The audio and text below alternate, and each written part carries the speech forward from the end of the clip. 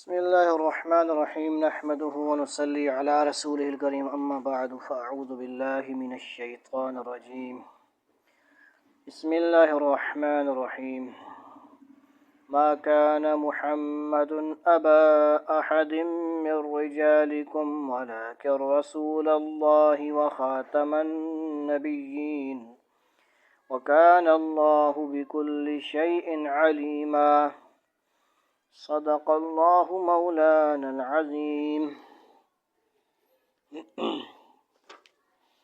وقال النبي صلى الله عليه وسلم والذي نفسي بيده لا يؤمن أحدكم حتى أكون أحب إليه من والده وولده والناس أجمعين متفق عليه. وقال الله تبارك وتعالى النبي أولى بالمؤمنين من أنفسهم صدق الله العظيم صدق الله مولانا العظيم وصدق رسوله النبي الكريم. آج الحمدللہ ایک کتاب سے کچھ گزارشات کرنے کا ارادہ ہے. اللہ تعالیٰ قبول فرمائے. ختم نبوت کا عنوان بھی بہت عظیم عنوان ہے. اسی عنوان کے اوپر کتاب تربیت نصاب ہے. اس کتاب میں سے ہم انشاءاللہ کچھ نہ کچھ گزارشات کریں گے. تو بلا تاخیر مختصر ہم کوشش کریں گے کہ مختصر کوئی ترتیب بیان کی جائے اور عمل ہمیں توفیق ہو جائے عمل کی بھی. تو اللہ تعالیٰ نے اپنے حبیب رحمت کائنات حضرت محمد صلی اللہ علیہ وسلم کی ذات پاک کو بے پناہ کمالات، عظمتیں اور عفتیں عطا فرمائی ہیں. آپ صلی اللہ علیہ وسلم کی ذات گرامی حسن صورت اور جمال سیرت کے لحاظ سے اس قدر اکمل اور جامع ہے کہ ازل سے ابد تک کے تمام شخصی و تہذیبی محاسن ایک جگہ پر جمع کر دیے جائیں تو پھر بھی ان کا موازنہ حبیب کبریا رحمت للعالمین صلی اللہ علیہ وسلم کی جامع صفات مقدس شخصیت کے ساتھ نہیں کیا جا سکتا. یہی وجہ ہے کہ جب ایک محمدی مسلمان عشق و محبت کو اپنا رہنما تسلیم کر کے اپنے آقا و مولا کی عظمتوں کو سوچتا ہے تو ورطہ حیرت میں کھو جاتا ہے کہ ہمارے کریم آقا صلی اللہ علیہ وسلم کس قدر اعلیٰ و ارفع ہیں، کس قدر بلند مرتبہ اور عالی نسب ہیں، کس قدر محترم اور مکرم ہیں. محبوب جس قدر باکمال اور بے مثال ہوتا ہے، اس کے چاہنے والے کے دلوں میں جو چاہنے والے ہیں ان کے دلوں میں محبت کا جذبہ بھی اسی قدر تیز اور سر بلند ہوتا ہے. اور جب شخصیت اور احترام کے روشن نقوش سچے محب کے قلب و جان میں نقش ہو جائیں تو محبت و چاہت اپنی انتہا کو چھو کر عشق کا وہ روپ اختیار کر لیتی ہے جس کی بدولت محبوب کی ذات کمالات، عزت و ناموس اور مقام و مرتبہ پر کٹ مرنا ایک فطری تقاضا سمجھا جاتا ہے. اسی وجہ سے حضور سرور کائنات صلی اللہ علیہ وسلم کے جانثاروں اور فداکاروں کا وہ مبارک سلسلہ جو حضرات صحابہ کرام رضی اللہ عنہم کے دور سعید سے شروع ہوا تھا، آج تک جاری و ساری ہے اور انشاءاللہ قیامت کی آخری ساعتوں تک ناموس مصطفیٰ صلی اللہ علیہ وسلم پر جانثاری کا یہ مبارک جذبہ اہل ایمان میں دھڑکن بن کر سلامت رہے گا. تحفظ ناموس رسالت صلی اللہ علیہ وسلم کی اصل روح اللہ تعالیٰ کا فرمان اور آن حضرت صلی اللہ علیہ وسلم کا پاک ارشاد ہے. قرآن مجید میں مقام مصطفیٰ صلی اللہ علیہ وسلم کے بارے میں ارشاد خداوندی ہے جیسا کہ ہم نے شروع میں تلاوت کی. اعوذ باللہ من الشیطان الرجیم النبی اولا بالمؤمنین من انفسہم. سورۃ الاحزاب آیت نمبر 6 کا کچھ حصہ ہے. نبی مومنوں کو ان کی اپنی جانوں سے بھی زیادہ عزیز ہے.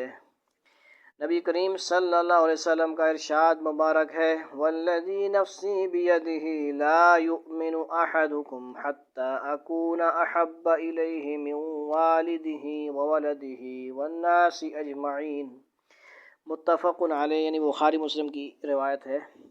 قسم ہے اس ذات کی جس کے ہاتھ میں میری جان ہے، تم میں کوئی اس وقت تک مومن نہیں ہو سکتا جب تک میں اسے اس کے والدین، اس کی اولاد اور تمام لوگوں سے زیادہ محبوب نہ ہو جاؤں۔ یہ آپ صلی اللہ علیہ وسلم ارشاد فرما رہے ہیں۔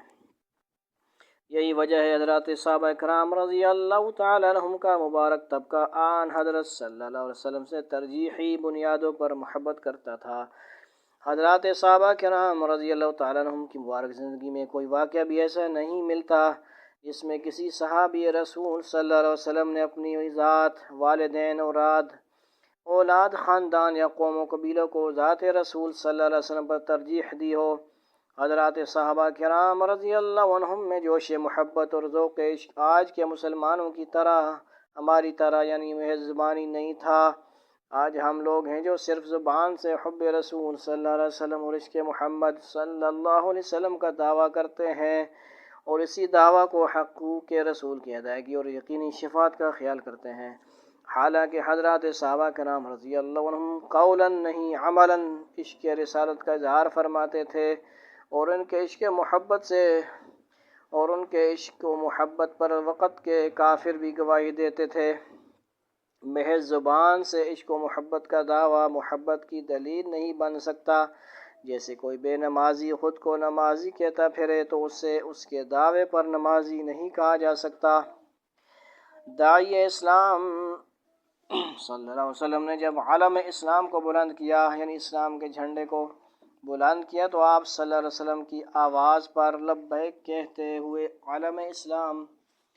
عالم اسلام کو تھامنے والے چند غلام، کچھ نوعمر لڑکے، کچھ عورتیں اور کچھ بوڑھے تھے، جن کے پاس نہ طاقت و حکومت تھی، نہ مال و دولت، نہ رؤساء و امراء کی امداد، اور مادی طور پر اتنے کمزور کہ مکہ کے شب و روز ان پر تنگ تھے۔ ان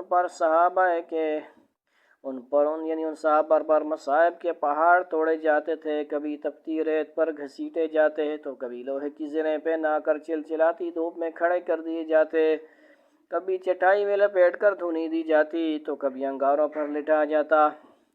غرض طرح طرح کے ظلم و ستم کے پہاڑ توڑے جاتے تھے، لیکن سوچنے کی بات یہ ہے کہ ظاہری طور پر اتنی کمزور اور مظلوم جماعت کس طرح اپنے طاقتور دشمن پر غالب آ گئی۔ کیسے چند غلاموں، بوڑھوں اور لڑکوں نے عرب کے نامور سرداروں کو خاک میں ملا دیا، کیسے عرب کے صحرا سے نکل کر ایران اور روم کی حکومتوں کو تہ و بالا کر کے اسلام کا علم بلند کر دیا۔ یہ عشق رسالت اور فدائیت ہی تو تھی جس نے ایسی جماعت تشکیل دے دی جن کی زندگی کا حاصل محمد صلی اللہ علیہ وسلم اور بس محمد صلی اللہ علیہ وسلم ہی تھے۔ یہ ایک ایسا گروہ تھا جو فنا فی الرسول تھا۔ ان کا کردار اسوہ رسول اکرم صلی اللہ علیہ وسلم کے سانچے میں پوری طرح ڈھل گیا تھا۔ ان کی ساری وفائیں جان دو عالم سرکار دو جہاں صلی اللہ علیہ وسلم سے وابستہ ہو چکی تھیں۔ انہوں نے اپنی زندگیوں کو اشعار وفائے رسول صلی اللہ علیہ وسلم کا بنا لیا تھا۔ یہ مبارک طبقہ کریم آقا صلی اللہ علیہ وسلم کی ذات و عزت و نموز کے تحفظ کو اپنی جان، خاندان اور آل اولاد پر ترجیح دے چکا تھا۔ اس مقدس گروہ اور محبت رسول صلی اللہ علیہ وسلم کے سنہری واقعات سے تاریخ اسلام مزین معطر ہے۔ اللہ تعالی ہمیں بھی ایسے جذبات عطا فرمائے۔ اس کے بعد والے لیکچر میں انشاءاللہ ہم ان صحابہ کرام کے واقعات کو بیان فرمائیں گے جن کا یہاں ہم نے ذکر کیا کہ صحابہ کرام ختم نبوت پر کیسے قربان ہوتے تھے، کس طرح وہ اپنے نبی سے عشق و محبت کرتے تھے کہ جان کی پرواہ نہیں کرتے تھے، اپنے رشتہ داروں کی پرواہ نہیں کرتے تھے، اپنے عزیز و اقارب کی دوستیوں یاریوں کا خیال نہیں کرتے تھے، سب سے بڑھ کر اپنے نبی صلی اللہ علیہ وسلم کی ان کو فکر ہوتی تھی، ان کو ترجیح ہوتی تھی تو رسول پاک صلی اللہ علیہ وسلم کی ان کو فکر لاحق ہوتی، جنگ کا موقع ہو، پریشانی ہو، غم ہو، اپنی تکلیف، اپنی بھوک پیاس کو بھول کر وہ کیسے نبی صلی اللہ علیہ وسلم کی فکر میں لگے ہوتے تھے کہ آپ صلی اللہ علیہ وسلم ٹھیک ہیں، آپ صلی اللہ علیہ وسلم کیسے ہیں، آپ کو تو کوئی تکلیف نہیں ہوئی، آپ کو تو کوئی کانٹا نہ چبھا۔ ٹھیک ہے جی، یہ سب کچھ ہے گوارا، مگر یہ ہو نہیں سکتا کہ ان کے پاؤں کے تلوے میں کانٹا بھی چبھ جائے۔ نیکسٹ آڈیو سیشن میں انشاءاللہ دوسرے واقعات ہیں۔ والسلام علیکم ورحمۃ اللہ وبرکاتہ۔